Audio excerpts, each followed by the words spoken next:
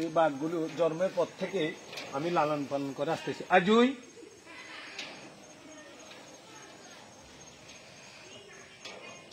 একটু আদর দে তো, একটা কিস কিস, একটু আদর।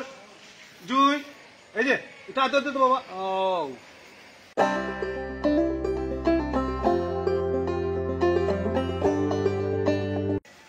জুই আচ্ছা দাও, একটা কিস দাও, কিস কিস কিস।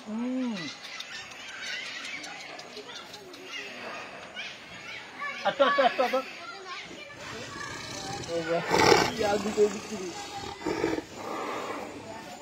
না গো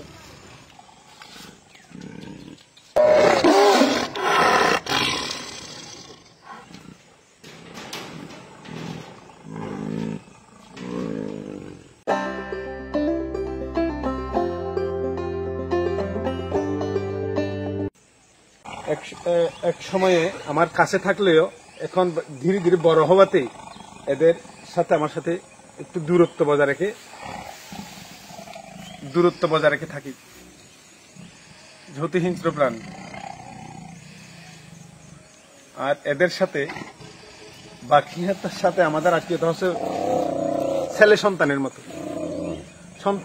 সন্তানদেরকে যেভাবে আমরা আদর যত্ন করি, ঠিক এদের এই বাঘসিংহকে আমরা এভাবে আদর যত্ন করে এই বেষ্টনীতে বড় করেছি।